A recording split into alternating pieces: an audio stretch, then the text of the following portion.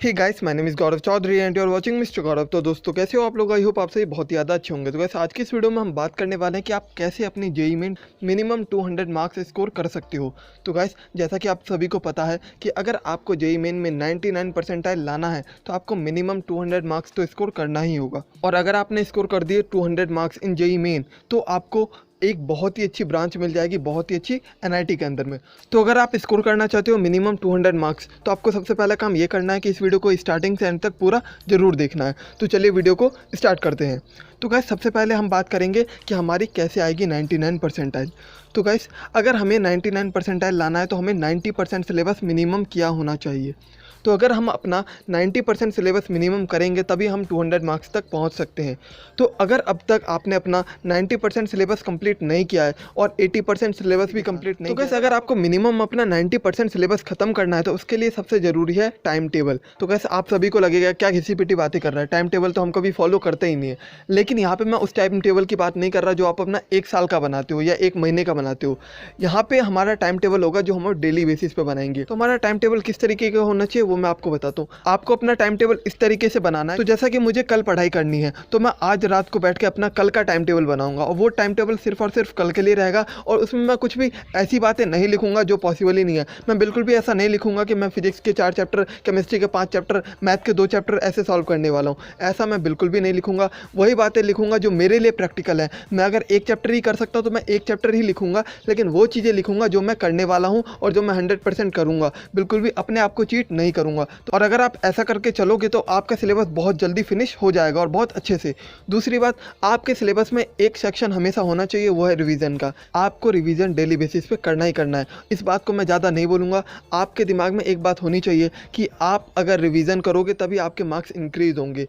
Revision करने से marks बढ़ते हैं। किसी भी चैप्टर को सिर्फ और सिर्फ एक बार कर लेने से कभी भी आपके मार्क्स नहीं आने वाले। अगर आपको एक अच्छे मार्क्स तक पहुँचना है, आपने अगर 200 का टारगेट लिया है, तब आप ये समझ लो कि आपका रिवीजन है सबसे इंपॉर्टेंट चीज़। इंपॉर्टेंट क्या है? हमारा टाइम टेबल।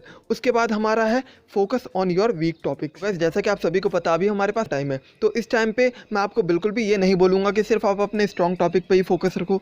आपको इस टाइम अपनी वीकनेस पे भी ध्यान देना है।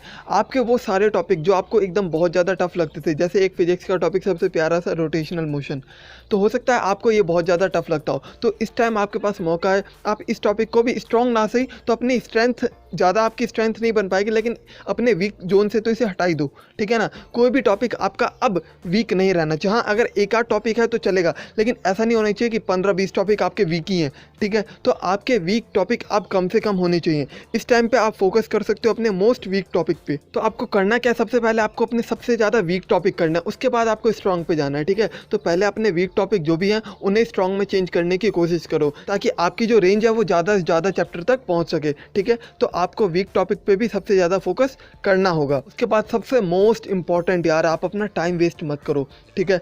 अब ये लगेगा यार मैं फालतू की बात कर रहा हूँ, नहीं यार, आप समझो ये टाइम हमें एक्स्ट्रा मिल गया है तो काफ़ी स्टूडेंट को ये लग रहा है कि अभी हमें बहुत ही ज़्यादा एक्स्ट्रा टाइम मिल गया है, इस टाइम में हम ज़्यादा फोकस ना भी करें तो भी काम हमारा चल जाएगा, क्योंकि हमारे पास अभी बहुत ज़्यादा टाइम आ गया है। अगर हम डेली के एक एक टॉपिक पढ़ेंगे फिर भी हम आराम से अपना पूरा सिलेबस कंप्लीट कर सकते हैं, रिवीजन भी कर सकते हैं, टेस्ट भी दे देंगे, सारा काम हम कर लेंगे। लेकिन ऐसा बिल्कुल भी नहीं होने वाला। आप सभी को मैं बता देता हूँ, अगर आपने ये सोच के रखा हुआ है कि आप डेली के एक आध टॉपिक करने वाले हो और बस वैसे ही चलते रहोगे, ठीक है, तो आप बहुत ही ज़्यादा पीछे हो जाओगे। इवन आपकी जो जेईई मेन की जनवरी वाली परसेंटाइल थी, हो सकता है आप उस परसेंटाइल से भी कम पे पहुंच जाओ क्योंकि आप नहीं पढ़ रहे हो। लेकिन अभी काफ़ी सारे स्टूडेंट ऐसे हैं जिनकी जेईई मेन जनवरी में परसेंटाइल कम थी, 80 से भी नीचे थी, वो अब इतनी तेज़ी से पढ़ रहे हैं और इतने अच्छे से पढ़ रहे हैं कि वो 90 भी क्रॉस कर सकते हैं, ठीक है। तो आप ये समझ के चलो कि आपने एक टारगेट लिया है 200 का तो आप 200 वाली ही पढ़ाई करोगे। ऐसा नहीं टारगेट है 200 का, पढ़ाई कर रहे हैं 100 वाली भी नहीं, ठीक है ना। तो जैसा टारगेट है उसी तरीके से पढ़ाई हमारी होनी चाहिए। अगर टारगेट 200 का है तो पढ़ाई भी 200 वाली ही करो, पढ़ाई 210 वाली करो, लेकिन आपको अपनी पढ़ाई पे थोड़ा जोर देना पड़ेगा, ठीक है। ऐसा टाइम वेस्ट करने से बिल्कुल भी नहीं चलेगा। अगर आप ये सोच रहे हो कि मेरे पास अभी ज़्यादा टाइम है, मुझे और भी टाइम मिल गया है, तो आपको ही नहीं मिला ये टाइम सभी को मिला है। तो हो सकता है कि आप इस टाइम को वेस्ट कर रहे हो लेकिन बाकी बच्चे इस टाइम में पढ़ रहे हैं। तो जो बच्चे इस टाइम में पढ़ रहे हैं वही अच्छे मार्क्स ले जाएंगे और आप रह जाओगे। नेक्स्ट है यार हमारा प्रीवियस ईयर क्वेश्चन। तो सबसे इंपॉर्टेंट चीज़ बच्चे इस टाइम पे क्या कर रहे हैं, सिर्फ और सिर्फ वो प्रीवियस ईयर क्वेश्चन कर रहे हैं। उन्हें लग रहा है कि अब हम सिर्फ प्रीवियस ईयर क्वेश्चन करेंगे तो वही हमारे लिए बहुत अच्छा होगा। देखो, मैं ये बिल्कुल भी नहीं कह रहा कि प्रीवियस ईयर क्वेश्चन इंपॉर्टेंट नहीं होते। प्रीवियस ईयर क्वेश्चन बहुत ही ज़्यादा इंपॉर्टेंट है और इनसे इंपॉर्टेंट तो कुछ हो ही नहीं सकता। लेकिन आपको इसके साथ अपनी एनसीईआरटी भी लेके चलनी है। अब बोलोगे यार एनसीईआरटी तो बोर्ड्स के लिए है। नहीं, आपकी एनसीईआरटी आपके जेईई मेन में भी बहुत बड़ा रोल प्ले करती है। आपको अगर जेईई मेन में बहुत अच्छा स्कोर करना है तो आपको अपना एनसीईआरटी बहुत अच्छे से करना जरूरी है। एनटीए ने एनसीईआरटी का वेटेज काफ़ी ज़्यादा बढ़ा दिया है। आपको मैं बता दूं 2019 के अंदर 2020 में जनवरी वाले पेपर में काफ़ी सारे क्वेश्चन एनसीईआरटी से आए हैं, ठीक है, खासकर केमिस्ट्री के अंदर, ठीक है। और जहाँ तक बात करें हम फिजिक्स के अंदर तो वहाँ पे भी कुछ ना कुछ क्वेश्चन एक बार ऐसा निकल ही जाता है जो आपका एनसीईआरटी से डायरेक्ट आया हुआ हो। इसलिए मैं आपको कह रहा हूँ कि आपको प्रीवियस ईयर क्वेश्चन तो करने ही करने हो, इसे तो छोड़ सकते ही नहीं है, लेकिन आप साथ में अपनी एनसीईआरटी पे भी फोकस रखो। इन दोनों के बाद आप जो भी क्वेश्चन पेपर सॉल्व करना चाहो वो कर सकते हो, ठीक है ना। आपकी डीपीपी शीट हो गई या कुछ भी आपकी जो असाइनमेंट वगैरह मिलते हैं कोचिंग से, तो वो सब आप सॉल्व कर सकते हो। लेकिन सबसे इंपॉर्टेंट ये दो चीज़ें हैं, आपका NCERT plus previous year question. ये दोनों चीज़ें आपको बहुत अच्छे से करनी है और इन दोनों पे आपको 100% टाइम लिमिट के अंदर करना पड़ेगा, ठीक है। ऐसा नहीं कि प्रीवियस ईयर क्वेश्चन करने के लिए बैठे तो कर रहे हैं करते जा रहे हैं, ठीक है। तो ऐसा नहीं है, एक टाइम बाउंडेशन लगा के इतनी देर ही करेंगे, लेकिन करेंगे जरूर। केमिस्ट्री के एनसीईआरटी के ऊपर आपको मिनिमम 1 घंटा देना है। अब वो चाहे आप ऑर्गेनिक पढ़ो या इनऑर्गेनिक, वो आप पे डिपेंड करता है, लेकिन 1 घंटा आप एनसीईआरटी को जरूर देना। अपनी केमिस्ट्री को तो 100% आप 1 घंटा दोगे तो कसम खाओ कि आप एनसीईआरटी के लिए 1 घंटा जरूर निकालोगे डेली, ठीक है। तो कैसे अगर हम बात करें एक टॉपर की, एक एवरेज की और एक वीक स्टूडेंट की, तो उनमें सबसे ज़्यादा फ़र्क देखा गया टेस्ट का, ठीक है। अगर एक टॉपर की बात करें हम तो वो सबसे ज़्यादा मॉक टेस्ट और टेस्ट सीरीज ज्वाइन करता है, मॉक टेस्ट देता है, ठीक है ना। आप किसी भी टॉपर का इंटरव्यू देख लेना, आपको सबसे इंपॉर्टेंट बात वो यही बोलेगा कि मैंने काफ़ी ज़्यादा टेस्ट दिए हैं।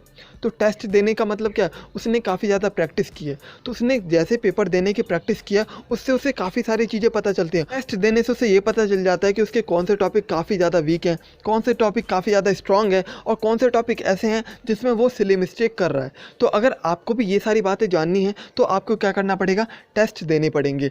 आप अगर काफ़ी ज़्यादा टेस्ट दोगे, मॉक टेस्ट दोगे, ठीक है, टेस्ट सीरीज दोगे, तो उससे आपका सबसे ज़्यादा बेनिफिट यही होगा, आपको पता चल जाएगा कि आपके स्ट्रॉन्ग टॉपिक कौन से हैं, आपके वीक टॉपिक कौन से हैं, आपके ऐसे टॉपिक कौन से हैं जहाँ पे आप सिली मिस्टेक कर सकते हो और आपके ऐसे टॉपिक कौन से हैं जहाँ पे आप 1% का भी मिस्टेक नहीं करने वाले हो। तो अगर आपको ये सारी बातें जाननी है कि आपकी कौन सी टॉपिक वीक है, स्ट्रॉन्ग है, तब आपको मॉक टेस्ट देना बहुत ही ज़्यादा ज़रूरी हो जाता है।